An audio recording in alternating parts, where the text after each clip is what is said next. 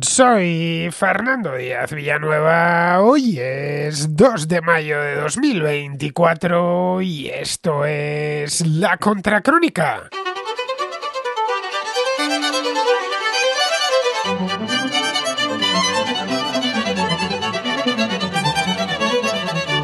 El ministro principal de Escocia, Humza Yousaf, dimitió esta semana para evitar una moción de censura en el Parlamento tras la ruptura de su coalición con el partido ecologista Scottish Greens.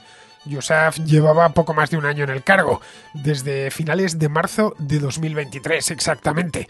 Llegó hasta ahí de rebote después de las primarias que siguieron a la renuncia de Nicola Sturgeon, que había ganado las elecciones escocesas 2 años antes. Yousaf era bien conocido por los escoceses, ya que había ocupado previamente varias carteras en la época de Sturgeon. Se le consideraba un colaborador suyo muy cercano, por lo que la militancia decidió entregarle el liderazgo del partido para que hubiese continuidad. Fuera de Escocia, su figura llamó la atención por su juventud y por el hecho de que es hijo de inmigrantes pakistaníes de confesión musulmana. Pero ninguna de esas tres cosas ha pesado lo más mínimo en su año al frente del gobierno. Tampoco han influido en las circunstancias que han rodeado su espantada. Yousaf se considera un patriota escocés y es partidario de celebrar de nuevo un referéndum de independencia. Pero el Partido Nacional Escocés, más conocido por sus siglas SNP, va a menos. Los escoceses se han resignado al Brexit y el debate público discurre por derroteros muy distintos. En definitiva, que la ruptura de la coalición con los verdes se ha debido más a razones prosaicas del día a día, concretamente a desacuerdos por la política ambiental.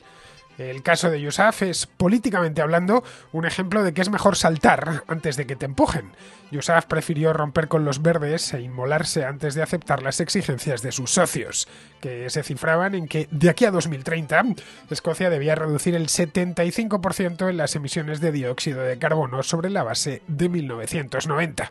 Para 2045 esa reducción tendría que ser del 100%. El gobierno escocés hizo números y simplemente no le salían. Para conseguir el objetivo impuesto por los ecologistas, habría que instalar 80.000 bombas de calor para sustituir a las calderas de gas. En la carretera supondría la instalación de 24.000 puntos de recarga y acelerar la renovación del parque móvil mediante subsidios. Para los agricultores no habría consuelo posible, ya que buena parte de su maquinaria aún carece de alternativas eléctricas. Respecto a la aviación, hubiese supuesto el fin de aeropuertos como el de Edimburgo o el de Glasgow, que juntos mueven unos 18 millones de pasajeros anualmente, 3 veces la población de aquella región. Con puertos como el de Aberdeen hubiese sucedido algo similar. Yousaf sabía que aquello era un suicidio que costaría las elecciones de 2026 al SNP y ha preferido marcharse. No estaba, eso sí, en su mejor momento. El SNP ha perdido atractivo y con él el nacionalismo escocés, asediado por una investigación judicial sobre su financiación. Los laboristas de Keir Starmer están en alza en todo el Reino Unido y una parte nada despreciable del voto nacionalista podría irse para allá. La crisis que atraviesa el Partido Conservador tiene como contrapartida que los nacionalistas escoceses pierdan atractivo entre el electorado, algo que ya se veía venir desde hace tiempo. El nacionalismo en Escocia es un movimiento esencialmente de izquierdas y solo funciona a pleno rendimiento cuando los Tories reinan en Westminster. Ese reinado concluirá previsiblemente este mismo año y sus efectos se sienten ya en todo el país. Pues bien, para hablar sobre este tema, que como vemos tiene varias aristas, todas muy interesantes, tenemos hoy en la Contracrónica de vuelta a Andrea Martos, nuestra corresponsal en el Reino Unido, que está de paso por Madrid.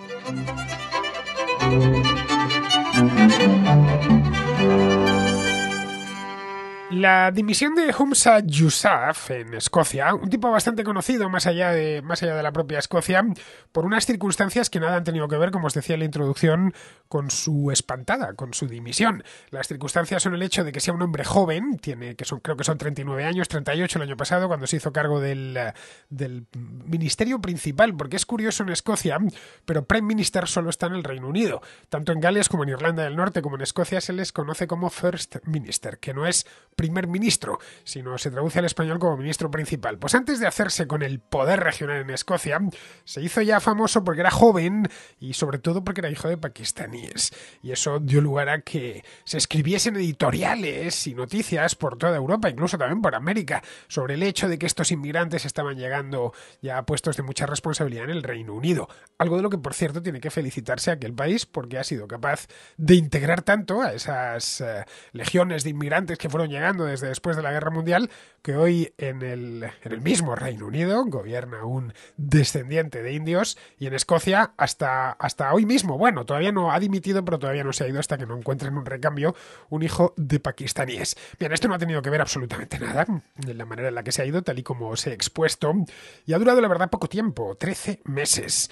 Decía el Economist el otro día, hablando precisamente de esto, que eso se correspondía con 8,1 Liz Trusses. No sé si os acordaréis de Liz Truss, aquella primera ministra de verdad, es decir, Prime Minister, que tuvo el Reino Unido hace pues ya casi un par de años y que duró muy poquito, solo 45 días.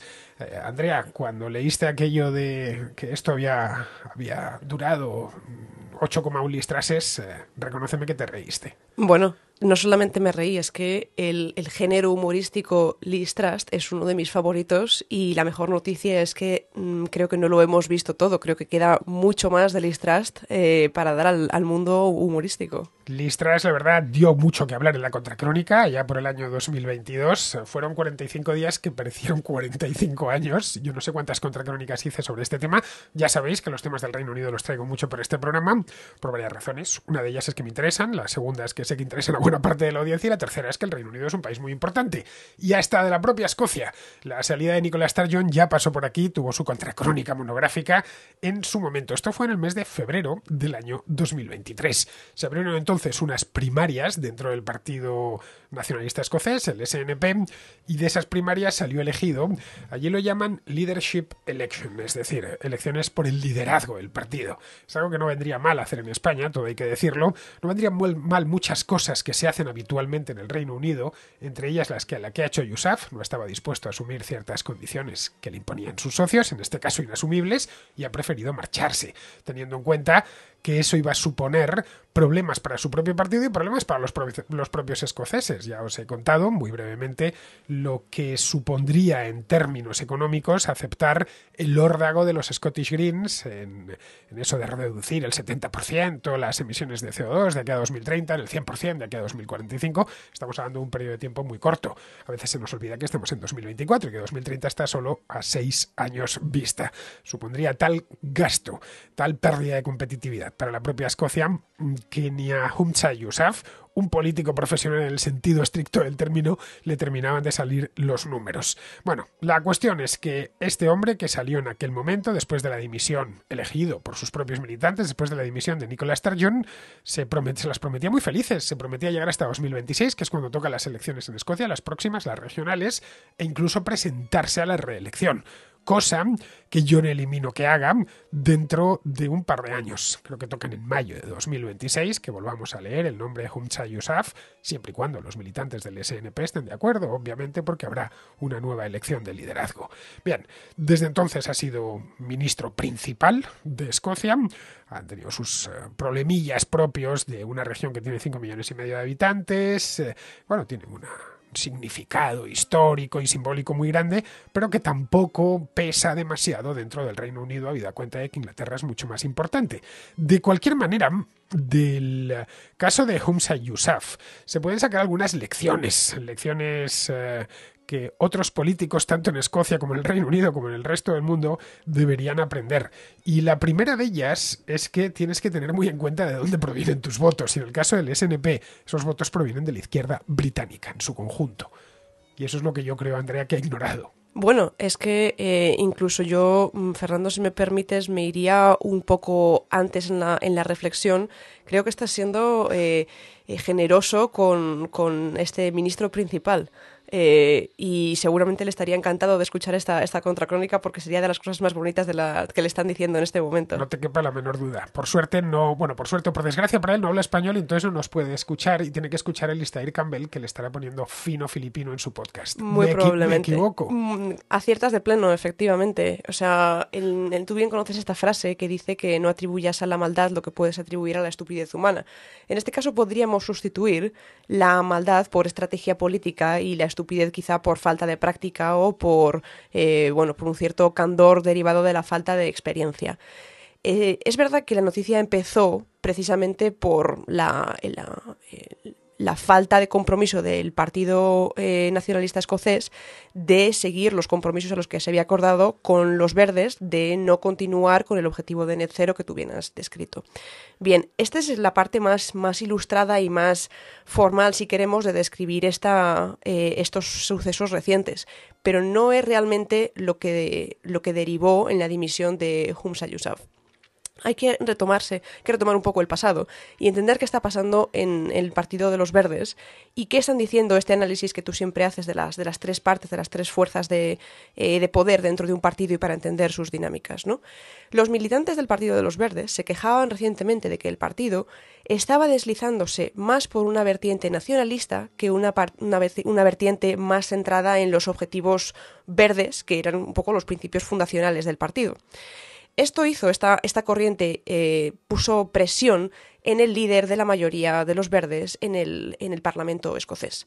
Esto hizo que ellos mismos, antes incluso de que entrase en concurso el SNP, entendiesen que tenían que poner presión en alcanzar esos objetivos e incluso, llegado el momento, si entendían que Escocia estaba efectivamente muy lejos de conseguirlos y que el SNP no iba a hacer nada para remediarlo, deberían salirse de la coalición que conformaba el gobierno.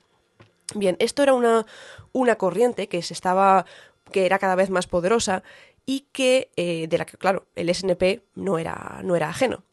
Esto hizo que para demostrar una cierta fuerza o intentar dominar la jugada, porque veía que el propio Partido de los Verdes iba a hacer algún tipo de jugada, una moción de confianza o algo por el estilo, el SNP, con Humza Yousaf a la cabeza, decidiese intentar tomar la delantera de la jugada y adelantarse los acontecimientos. Además, por una segunda razón. El propio Partido de los Verdes, si el líder de su mayoría no daba ese paso, podría enfrentar en sí mismo una moción de no confianza. Esto quiere decir que el propio SNP tendría que haber votado a favor de esa persona, de ese individuo en particular, para rescatarlo de su propio partido intentando echarlo. Es decir, todavía más fuegos artificiales y locura de la que estamos viendo ahora. Un show que a nadie le apetecía ver en Holyrood, ¿verdad? Holyrood, para que nos entendamos, es el Parlamento escocés. Y cuando se habla de Holyrood, además se escribe y se dice de la misma manera, lo cual ya es casi milagroso, tratándose de una palabra en inglés, porque tiene solo una O y entonces no hay que decir Holyrood. Los que conocéis Edimburgo sabéis dónde está Holyrood, ya habéis pasado por delante porque es un parlamento que hicieron cuando se recuperó la autonomía escocesa en los años 90, una cosa feísima en una ciudad bellísima, como es el caso de Edimburgo. Así que cada vez que oigáis hablar de Holyrood es que estamos hablando del Parlamento escocés, del poder legislativo allí. Eso es, y de los muchos shows poco edificantes que ha visto recientemente, esas paredes no bonitas, por dentro tampoco han visto muchas cosas bonitas recientemente en términos de espectáculos políticos, ¿no? Y ciertamente, para evitar este nuevo espectáculo, el SNP decidió que tenía o que por lo menos debería intentar estar por encima y actuar más rápido de lo que iban a actuar los verdes. Primero, para no tener que enfrentarse a tener que apoyar a un líder que su propio partido rechazaba, y segundo, para evitar que fuesen los propios ministros verdes los que le dimitiesen a Humza Yousaf de su gobierno. Ministros que, por un compromiso que heredaba del gobierno de Nicola Sturgeon, deberían estar representados necesariamente en esta coalición.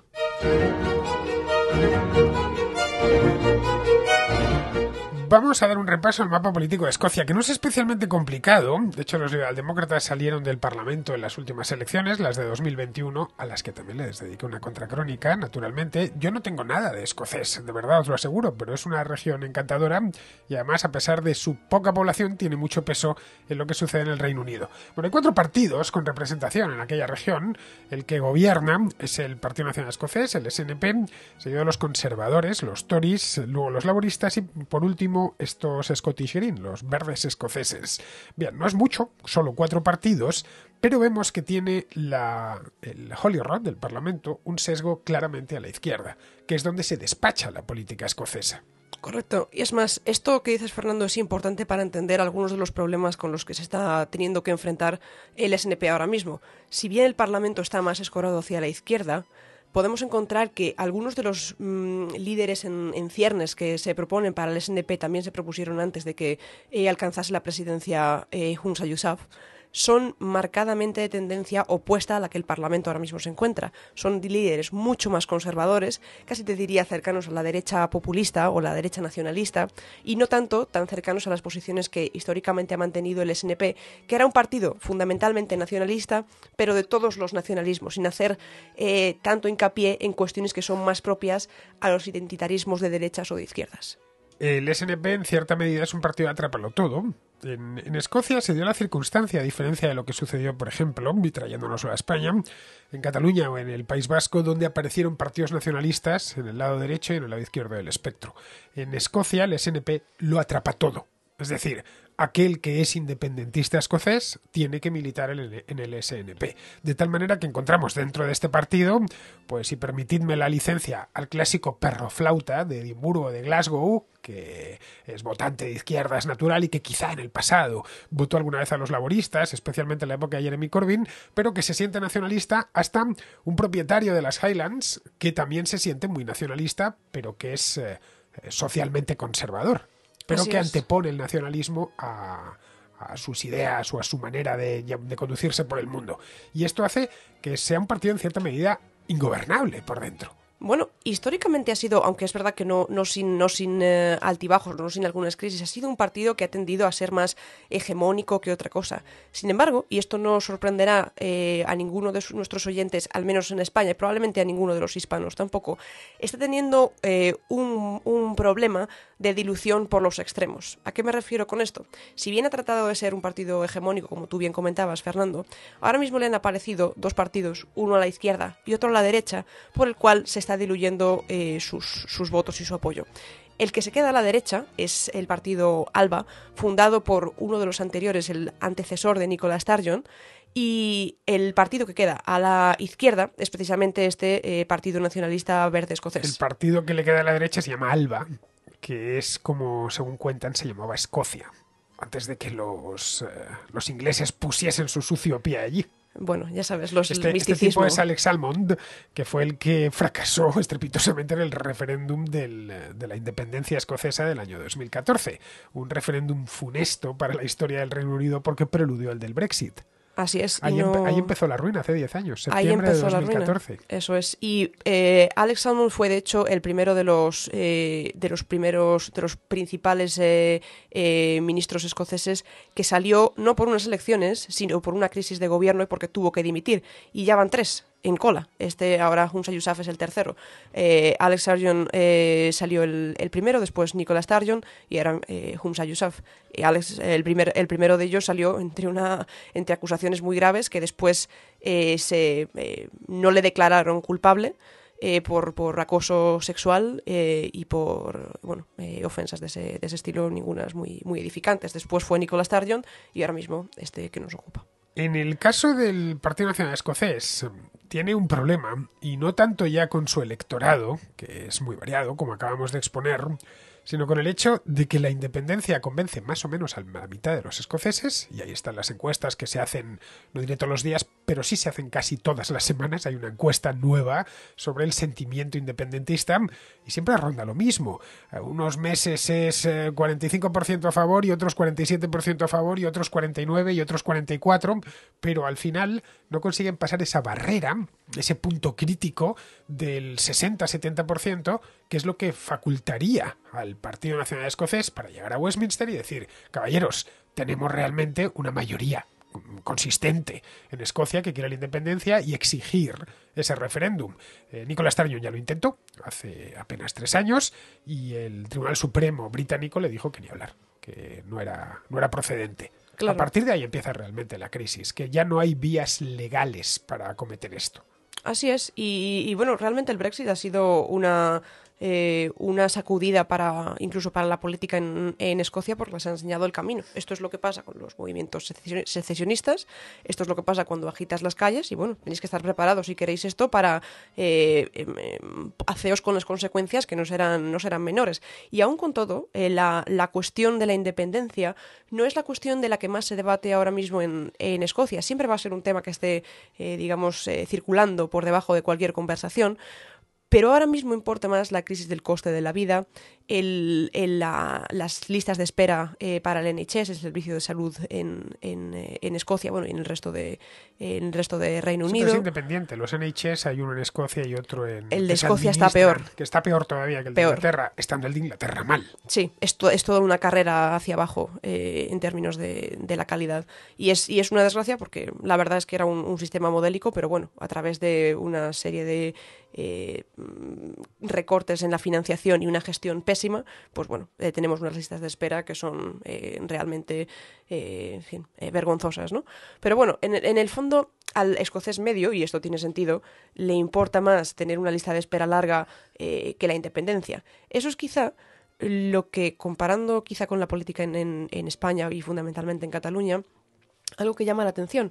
Allí el nacionalismo o la cuestión de la independencia sigue siendo importante, sigue siendo un objeto de debate, pero no ha copado por completo la conversación política. Y al escocés medio le importa más tener una lista de espera más corta o más larga, o la crisis del coste de la vida, que la cuestión de que si Escocia será o no parte del Reino Unido. No ha llegado a fracturar la sociedad, que es lo que sí se consiguió en Cataluña. Es más, creo que en esto hay una relación entre Cataluña y Escocia. Está libros publicados, catalanes y escoceses, en fin, tenemos ahí bibliografía al respecto.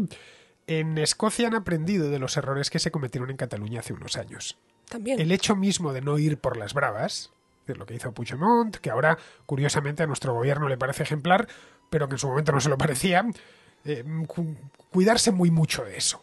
De no vayamos por ahí porque los resultados van a ser mucho peores. Claro. Y luego tenemos la división de la política. Al final, muchas de las cosas que suceden en España se explican por las características tan particulares del nacionalismo y porque efectivamente ha conseguido dividir a la sociedad, romper la sociedad.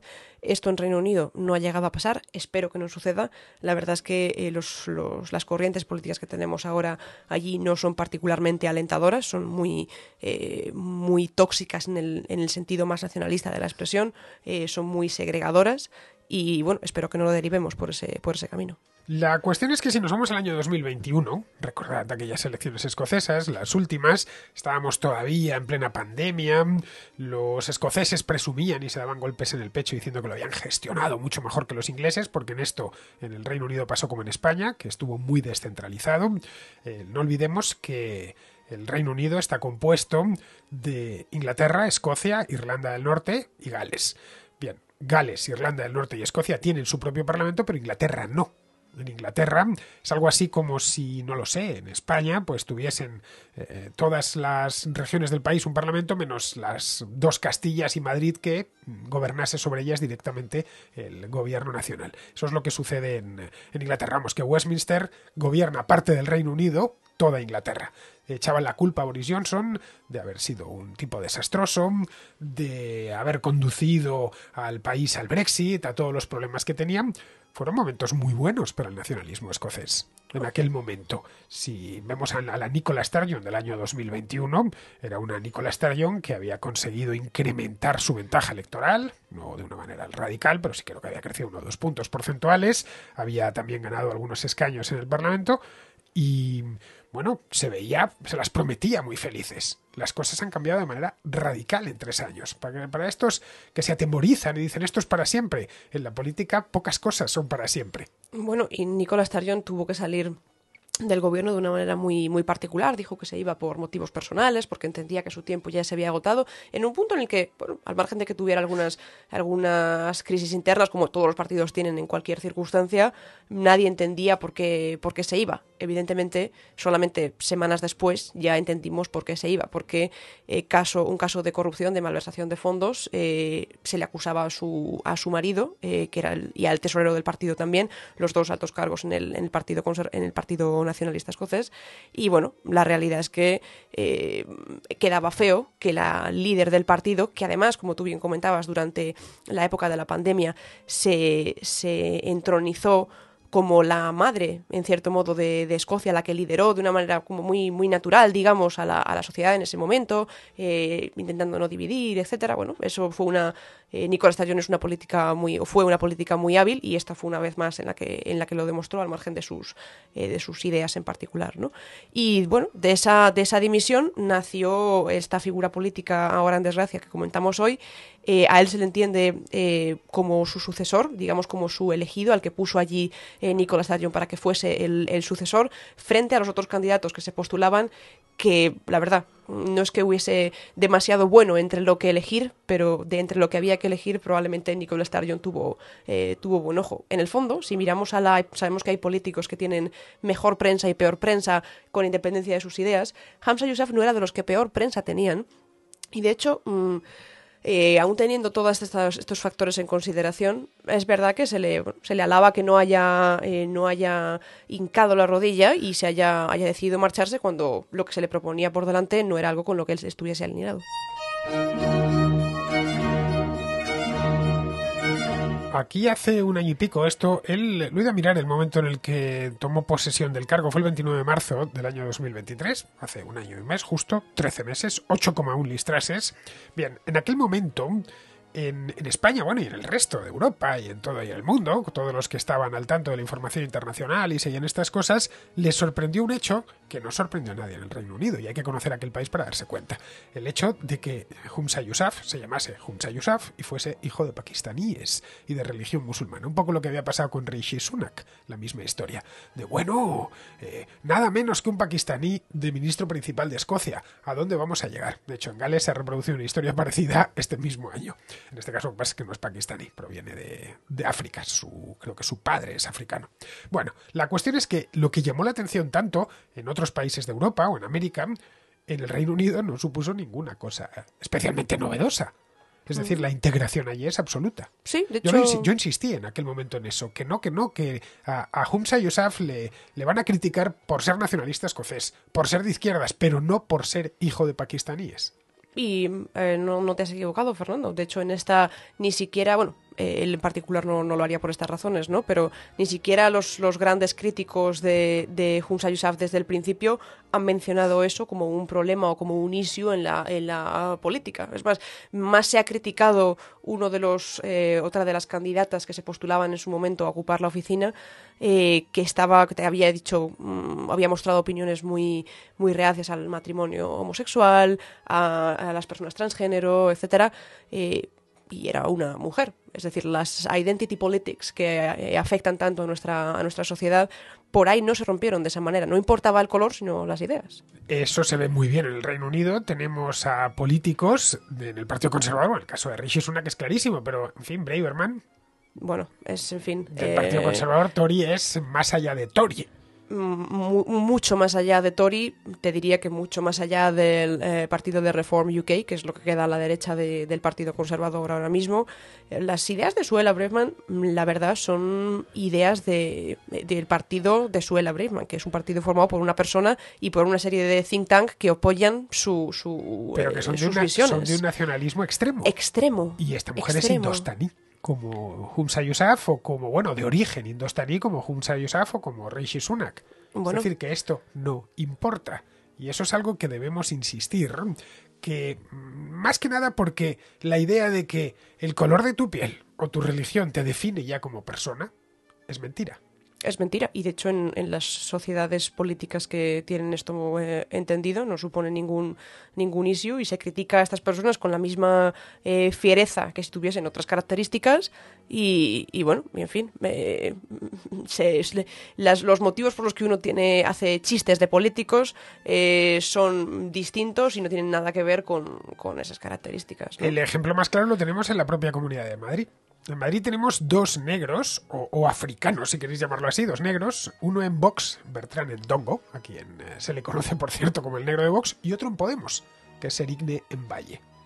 Bien, los dos son de origen africano y se han posicionado, es decir, el color de su piel o su origen no ha influido en lo más mínimo. Es irrelevante, claro. Cada uno de ellos tiene sus ideas políticas e intentan hacerlas valer. Que y son ya diametralmente está. opuestas, en este caso, y no pasa nada. Esto que nos sirva de aviso a todos los que insisten en que este tipo de cosas van a traer transformaciones unas transformaciones en una dirección concreta, solo por el hecho de que una persona es hija de, qué sé yo, de pakistaníes, de indios o de lo que sea, o de keniatas, no lo sé. Bueno, de hecho la madre de Humza Yousaf, estuve antes de preparar el programa echando un vistazo a su biografía, es de origen keniata, una de estas indostaníes, pakistaníes, que en tiempos del Imperio Británico iban por todo el imperio y terminó en Kenia. Bueno, la cuestión, que esto no importa. Lo que les importaba a los escoceses era si iba a ser capaz, por lo menos a los nacionalistas escoceses, si iba a ser capaz de cumplir la promesa que había hecho Nicola Sturgeon de sacar de nuevo el referéndum.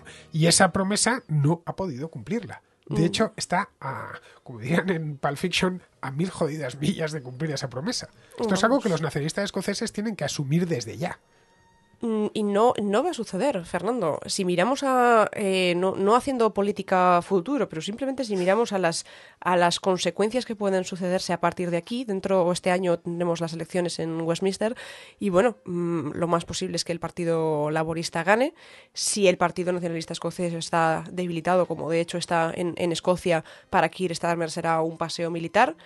Aquí estará, y esto abro un paréntesis, estará la inteligencia política de Keir Starmer para entender que su victoria depende de factores intrínsecos, entendiendo que hagan una buena campaña electoral si la hacen, pero también de factores extrínsecos. Un partido nacionalista escocés muy debilitado, un partido conservador completamente destruido internamente y presa de las guerras interinas, pero bueno, no está nada claro, y precisamente en el momento, y aquí lo conocemos bien con el caso de la derecha, no está nada claro que el Partido Nacionalista Escocés siga teniendo la posición de predominio que ha tenido hasta ahora. Si su voto se divide, si divides el voto nacionalista y lo separas por factores de política identitaria, por factores asociados a la derecha o factores más asociados a la izquierda, muy probablemente las opciones para volver a traer el referéndum o la independencia de Escocia sencillamente se acaben.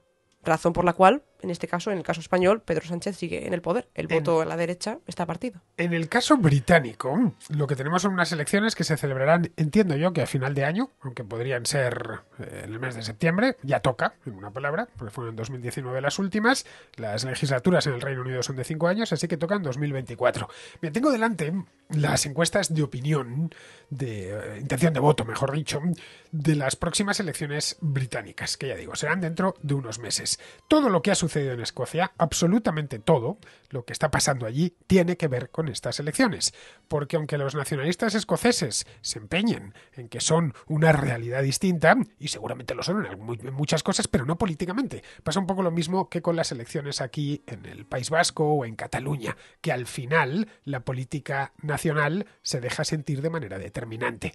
Esto de Humza Yousaf no deja de ser el mar de fondo que preludia las elecciones de este año. Unas elecciones en las que, conforme a las encuestas de intención de voto, estos sondeos, ganará el Partido Laborista. Pues la última, la tengo aquí delante. La última es que está el Partido Laborista con un 44% del voto frente al 24% del Partido Conservador. Pero es que la anterior es un 45-22. La otra, estoy hablando de encuestas hechas en la última semana, entre el 26 y el 29 de abril. La siguiente es 43-24, 44-26, 44-22. Bueno, en fin, que no es que vaya a ganar. Es que los laboristas, Keir Starmer en concreto, quedaros con ese nombre porque se va a hablar mucho de él, va a arrasar, va a hacer un Boris Johnson. Bueno, es que yo creo que Keir Starmer entiende que el poder le caerá en las manos. Cuidado con victorias de ese estilo. Cada voto hay que ganarlo y no, en fin, si me permites la broma, Fernando, no infraestimemos la capacidad del Partido Laborista de pegarse un tiro en el pie en el último minuto. Es como el PP, sí, no te hagas un, no te hagas un Feijóo. Bueno, en esto, y lo hemos hablado tú y yo muchas veces, en cuestiones de fortuna electoral y de, no sé cómo llamarlo, ingenuidad, los laboristas son muy PP o el PP es muy laborista y el PSOE es muy conservador. Están invertidos los términos. Así es. Incluso hay veces que, bueno, sencillamente por una mala traducción o una mala identificación de la política se piensa que el Partido Conservador en Reino Unido es el equivalente al Partido Popular aquí y que el Partido Socialista es el Partido Laborista. No es exactamente así. Los ejes en España están más movidos hacia la izquierda y en Reino Unido están significativamente más movidos a la derecha. Esto es algo que tú me dices muy a menudo, que mucha gente que aquí vota el PP votaría a los laboristas en el Reino Unido. Al menos entre los Lib Dem y los laboristas, sin ningún tipo de duda, sin ningún tipo de duda. De hecho, en el Partido Laborista, hace no tantos años, hubo un intento por parte de Jeremy Corbyn de girarlo, llevarlo hacia la izquierda, una izquierda más radical. Bueno, de hecho, a Jeremy Corbyn le encantaba a Pablo Iglesias, recuérdalo, estaba entusiasmado con él y obtuvo los peores resultados de su historia. Bueno, nadie en Reino Unido entendió que ese fuese el camino. Era una política muy obrerista, muy segregacionista y entendieron que esa no era la vía. Además, Jeremy Corbyn estaba a favor del Brexit, nunca hizo una campaña fuerte a favor de permanecer en la Unión Europea y eso nadie se le olvidó. Es decir, esa no era la vía que el británico medio, ni siquiera el británico medio más escorado a la izquierda, entendía que tenía sentido. Corbyn estaba en contra de la Unión Europea por razones distintas a las que, qué sé yo, el propio Boris Johnson estaba en contra, o Rees-Mogg, o estos del Nigel Farage estaban en contra de la Unión Europea. Estaba en contra de Bruselas porque era, a su juicio, demasiado capitalista. Claro, pero en el fondo es el problema con estos movimientos nacionalistas. Al final acaban haciendo extraños compañeros de cama y te encuentras en el mismo bote a Jacob Rees-Mogg y a Nigel Farage y a Jeremy Corbyn. Bueno, entonces quizá habría que revisar cuáles son las afiliaciones de cada uno, ¿no? Pero en el fondo, Fernando, si te fijas, cuando vienen mal dadas la política identitaria y los nacionalismos, siempre acaba atacando a la misma fuente. ¿Qué está diciendo Liz Truss ahora que está de tournée por distintos podcasts más relacionados con Steve Bannon que con un podcast, en fin, como La Contracrónica? Y quien quiera entender que entienda. Bueno, que la culpa es, Fernando... Liz Truss está ahora mismo con el síndrome de mujer despechada. Bueno, considera que es que le arrebataron el día de Downing Street de mala manera. No, y que fueron los mercados, además, que lo hicieron. Claro, ni siquiera es ese síndrome, es simplemente el síndrome perro-flauta por antonomasia. Es el síndrome de quién es la culpa, de los mercados. O sea... Y le echó la culpa al banco, bueno, le estaba echando la culpa al Banco Central, al Banco de Inglaterra, que de mercados, la verdad, un Banco Central tiene poco. Pero en fin, el hecho es que volviendo sobre Escocia, que es el tema del día hoy en la contra... Este hecho mismo, estas encuestas que os acabo de relatar brevemente, tienen un impacto directo en Escocia, pues son encuestas nacionales, son encuestas hechas no solo en Inglaterra y Gales, sino que están hechas también en Escocia. Esto significa que hay mucho escocés que votó en las últimas elecciones, en las de 2019 y en las regionales de 2021 a los nacionalistas, que en estas muy probablemente voten a los laboristas, porque vean un partido laborista renovado con Starmer, que quieran sacar los Tories de cualquier manera de Downing Street y que vean que el voto realmente útil es votar a los laboristas, no a los nacionalistas, que además están enfangados en mil problemas. Claro, y que para ellos, para ese tipo de votante que tú estás describiendo ahora, sea más importante sacar a los Tories de Westminster que no alcanzar los objetivos de Net Zero, que es la principal bandera de los verdes, o por lo menos quieren que sea.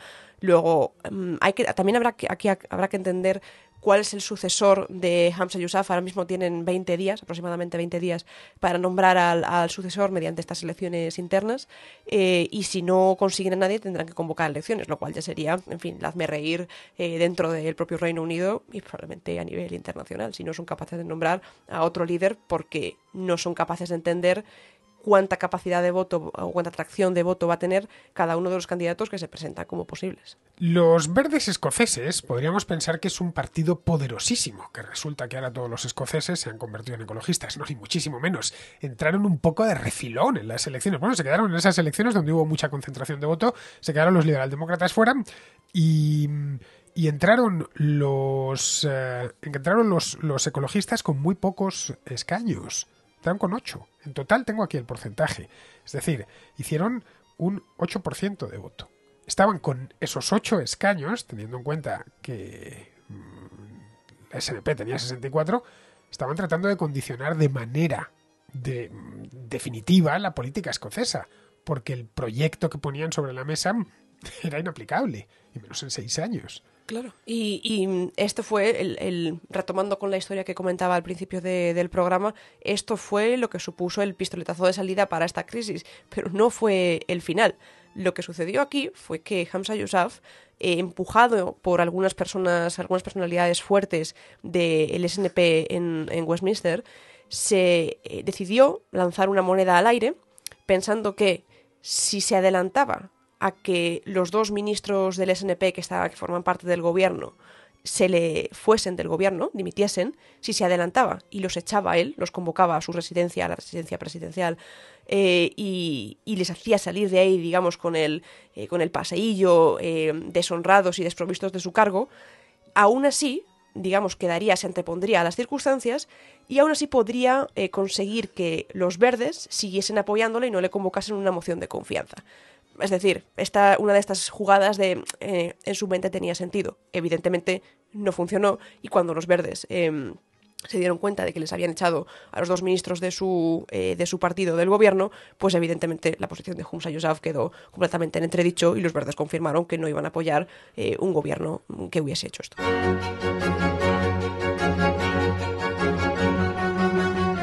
Voy a hacer una corrección sobre la marcha. Acabo de mirar los resultados de aquellas elecciones. Este es el problema de cuando uno habla de memoria. Bueno, me los he bajado, los tengo delante. Los liberaldemócratas no salieron del partido. Lo que hicieron es perder escaños, pero se quedaron con 4. Pasaron justos, con un 5,1%, pero muy pocos votos. Les votaron solo 137.000 personas. Vamos, que quedaron completamente reducidos a la mínima expresión en estas últimas elecciones, pero no salieron. Siguen en Holyrood.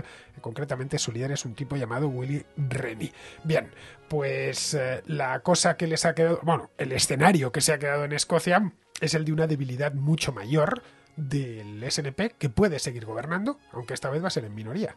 Bueno, va a ser un gobierno parecido al de Pedro Sánchez en España, sometido a los caprichos de aliados ocasionales, ya sean los laboristas, ya sean los verdes, ya sean incluso los liberaldemócratas. No veo yo a los Tories pactando nada con los nacionalistas escoceses, a Douglas Ross, que se ha convertido este hombre es el líder del Partido Conservador allí, se ha convertido en la principal amenaza para, bueno, por lo menos la pesadilla primero lo fue Nicola Sturgeon y ahora lo ha sido de Humza Yousaf, pero vamos, lo va a tener difícil.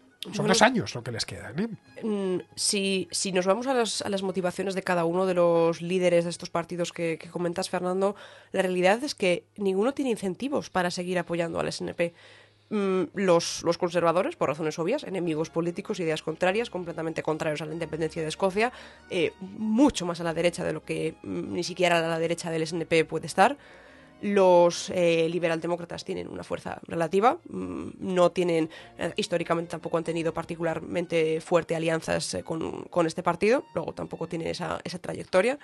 Si nos vamos a los partidos que quedan a la derecha, digamos que surgen del SNP y quedan a la derecha y a la izquierda, tampoco tienen particular interés, salvo con alianzas puntuales, y por la misma razón por la que voy a comentar ahora para el último de los contendientes, que es el Partido Laborista. Mientras el enemigo se equivoca, no lo distraigas. El Partido Laborista tiene todos los incentivos para que el SNP desaparezca o se quede en un esqueleto de lo que fue. El SNP nació a costa del Partido Laborista en Escocia. Claro. Escocia era eminentemente laborista hasta que el SNP, con Alex Salmond, ya en los años 90, empieza a ganar votos y empieza a ganar votos a costa del laborismo. Es decir, que ni siquiera históricamente tiene razones para apoyarlo. Les robaron un trozo del partido y ahora mismo, si el SNP queda muy debilitado, para el Partido Laborista sería una grandísima noticia, porque en Escocia es verdad que el voto laborista queda siempre un poco en entredicho. y quizá de aquí se explique de dónde vienen los movimientos para nombrar al sucesor. Había una sucesora potencial después de que saliese Nicola Sturgeon, que era Kate Forbes, de la que comentaba antes que tenía visiones muy radicales sobre cuestiones sociales, visiones muy conservadoras incluso sobre la economía. Prácticamente uno, si lo trae a la política en España, les costaría entender por qué alguien como Kate Forbes estaba en el partido nacionalista escocés. Pero bueno, se entiende porque era un partido ómnibus con mucha diversidad de opiniones que se agrupaba bajo el nacionalismo. Pues sería todo un detalle, ya vamos a terminar con esto, pero sería todo un detalle que escogiesen los nacionalistas escoceses como sucesora de Humza Yousaf a su exmujer, a Gail Lithgow, con la que tuvo un divorcio tormentoso hace unos años, que le ocasionó incluso a este hombre que le detuviesen, porque no sé si conducía bajo los efectos del alcohol, estaba con unas depresiones, así que no estaría mal. Esta mujer, Lithgow, es una profesora de Derecho en una universidad escocesa y es una activista furibunda, una independentista de estas rabiosas de la independencia de Escocia, una activista tremenda. No estaría mal, imagínate, pasaríamos de uno al otro, sería ya el folletín escocés completo. Yo creo que absoluto. Nunca apuestes en contra de una buena historia cuando se refiere a la política en Reino Unido, pero yo creo que no será ella, creo que tampoco será Kate Forbes, sino que será John Sweeney. Piensa Campbell, cómo disfrutaría con eso. Bueno, Campbell y en fin... Se pone a montar en monociclo. Sí. Si se entera de que va a ser la exmujer de este hombre. Por cierto, el líder de los laboristas en Escocia es un tipo llamado... Mira el nombre, con eso creo que os bastará. Anas Sarwar. Y es también hijo de pakistaníes. ¿Y sabéis qué es lo que importa que sea hijo de pakistaníes? Nada. Absolutamente nada. Lo digo por el dato. Cada vez veremos en la política no británica, sino europea, a hijos y nietos de inmigrantes. Y será lo normal, de hecho será una demostración del éxito de los regímenes democráticos europeos, de las democracias liberales, que han sido capaces de asimilar e integrar a millones de personas que fueron entrando, incluso provenientes de culturas tan distintas como la pakistaní o la india. Bueno, pues con esto ya vamos a terminar, que nos hemos puesto a hablar sobre política escocesa y británica, de la que, por cierto, este año vamos a hablar mucho más porque hay elecciones, y además es siempre interesante, porque muchas veces nos quedamos en la política nacional, la del país de cada uno, pensando que es una política única. Aquí pasa lo que no pasa en ningún sitio. No.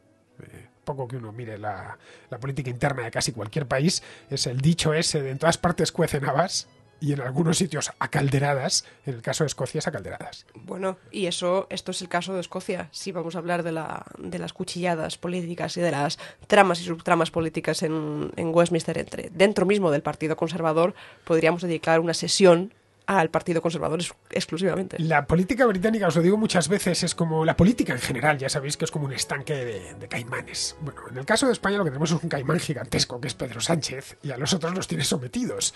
Pero en el caso de la política británica está mucho más igualado. Son muchos caimanes que se están dando dentelladas continuamente. Sí, y muchas tramas y subtramas que vienen de motivos, en fin, personales, cuchilladas anteriores, familias políticas, think tanks que influencian, en fin, bueno, no nos mantiene entretenidos. Eso lo hace, precisamente eso lo hace interesante. Bueno, pues aquí ya vamos a terminar. Muchas gracias, Andrea, por habernos acompañado hoy. Un placer, Fernando, estar aquí contigo y con los demás contraescuchas hablando de uno de los temas clásicos de la contra, como es Escocia. Escocia y el Reino Unido. Bueno, te he presentado como la corresponsal en el Reino Unido, así que ya creo que te has quedado con eso, ¿eh? No me cabría mayor honor. Espero que este año, después de las elecciones y antes de las elecciones, nos acompañes con tus agudos análisis, porque Andrea, que como sabéis es científica, pocas cosas le interesan más que la política británica. Es una especie como de pecado culpable que tiene. Sí, así es. No te equivocas, señoría, me declaro culpable. La española no te interesa, pero la británica es una cosa que te vuelve loca. Bueno, te conoces además a todo el teatrillo, a todos los personajes. Sí, la verdad es que me parece más interesante precisamente por eso, porque hay poco movimiento monolítico. Es decir, para la toma de una decisión en Westminster, la cantidad de voluntades que se tienen que alinear es innumerable, mientras que aquí se toma una decisión, eso sucede y ya está. Muy bien, pues con esto ya nos vamos a ir, pero no antes de escuchar a Pizarro, que nos habla de la OTAN. La OTAN se fortalece, como toda alianza, ante el miedo y la amenaza. Rusia lo es y fortalece a la OTAN, que hasta ahora basaba su defensa en la disuasión nuclear y su ataque en intervenciones políticas de poco tiempo y apenas muertos. Coordinar ejércitos es complejo y posible. Coordinar intereses nacionales sin enemigo común es imposible. Y coordinar intereses nacionales con enemigo común es complejo y circunstancial. Y parece que en estas estamos. Un cordial saludo de Pizarro. Y hasta aquí, queridos amigos, llega la contracrónica de hoy. Estamos a 2 de mayo, ya como os dije ayer, Día de la Comunidad de Madrid. Mañana será 3 y no habrá contracrónica porque es viernes y los viernes, como bien sabéis, tenemos contrahistoria. Una contrahistoria especial que va a ser la segunda parte de una que... no iba a decir hicimos, no os digo el nombre, hace cosa de 2 o 3 meses y que en su momento gustó mucho. Así que nos escuchamos mañana en la contrahistoria. Hasta mañana.